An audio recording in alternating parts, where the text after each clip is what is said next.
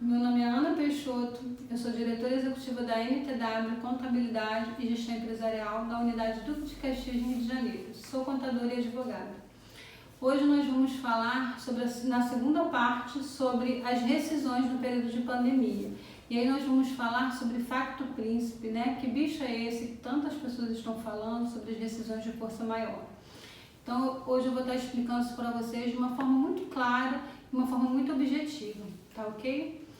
Então teve o vídeo do nosso presidente que viralizou, que ele falou sobre o artigo 486 da CLT, que diz o seguinte: no caso de paralisação temporária ou definitiva do contrato de trabalho motivada por ato da autoridade municipal, estadual ou federal, ou pela promulgação de lei ou resolução que impossibilite a continuação da atividade, prevalecerá o pagamento da indenização que fica a cargo do governo responsável.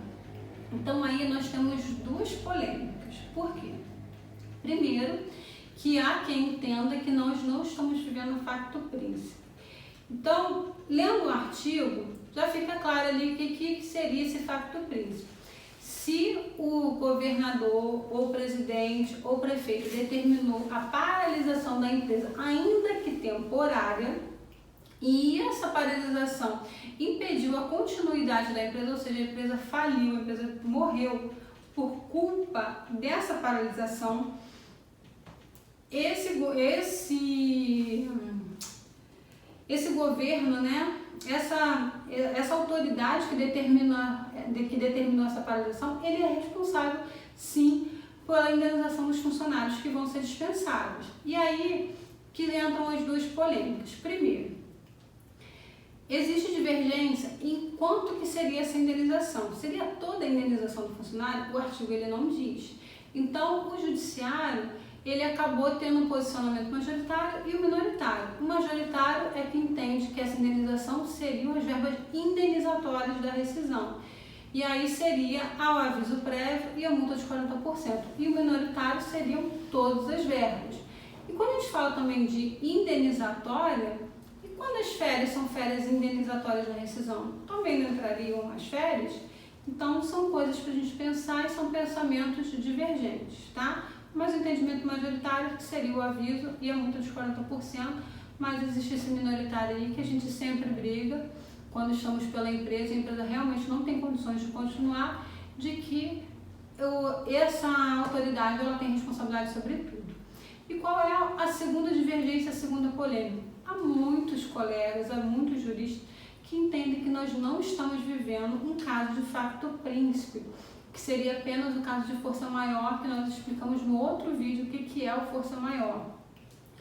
Porque essa autoridade não determinou essa paralisação porque ele quis, mas sim por uma orientação do Ministério da Saúde, que ele realmente não foi um ato, né, sem pensar, um ato, enfim, que ele foi obrigado a ter esse ato. E existe o outro posicionamento, que é inclusive o que eu defendo, que é sim caso de facto príncipe, até porque cada autoridade está tomando a medida como ele deseja, como é o caso aqui da minha cidade. Aqui em Duque de Caxias, o nosso prefeito ele não foi o último a fechar, ele não queria fechar, e ele havia feito um ato agora, no dia 25 de maio, para poder todas as empresas reabrirem. E o Estado do Rio de Janeiro entrou com uma ação contra o município de Duque de Caxias, pedindo na justiça uma liminar para impedir que as empresas reabrissem. Bem, para mim isso fica nítido que há sim um facto príncipe, ou seja, é um ato da autoridade. Nosso governo, o governo do Estado, ele não quer reabrir, e ele ainda entrou com uma ação impedindo o prefeito, que tem autoridade sobre a cidade, de reabrir as empresas na cidade, que ele que está ali determinando, ele que governa aquela cidade. Então, para mim, por essas divergências de posições, pelo fato de cada autoridade estar tomando as medidas da forma que ele acha correta, por isso eu entendo que é sim caso de facto príncipe. E fora isso, o artigo ele não diz que mesmo que o ato seja justificado, que no caso de ato justificado, esse governo não vai pagar por essa indenização. Ele simplesmente diz que o ato que gerou a paralisação, em que veio trazer a extinção da empresa, sim, o governo tem essa responsabilidade. E aí, Para finalizar com vocês, eu só vou entrar em mais um detalhe, que eu falei lá também quando eu falei de força maior. Antes da medida provisória 936, vários juristas entendiam pela flexibilização desse artigo, ou seja, ainda que a empresa não morra, ainda que a empresa não seja extinta, mas para essa empresa se manter viva, que ela teria que demitir só parte dos funcionários, poderia flexibilizar esse artigo para poder aplicar essas demissões por força maior de parte dos funcionários. E com a medida provisória 936, com a possibilidade de suspensão do contrato de trabalho, eu ouvi já em lives, inclusive, do próprio Otávio Calvé, que é, né, um jurista maravilhoso, que ele defendeu o fato de que hoje ele não entende mais por flexibilizar, no caso seriam as demissões feitas após a medida provisória 936, porque existem alternativas.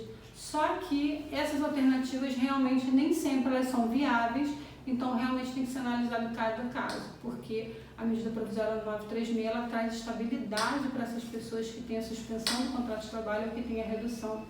Então, realmente, eu entendo que tem que flexibilizar sim, mas tem que ver o caso concreto, a empresa teria que realmente comprovar que ela teve essa perda significativa e que para ela sobreviver, ela teria que fazer essas demissões. Tá bom? E depois eu vou fazer um vídeo falando só dos problemas técnicos que os empregados e as empresas enfrentaram em relação a essas rescisões por força maior. Tá bom?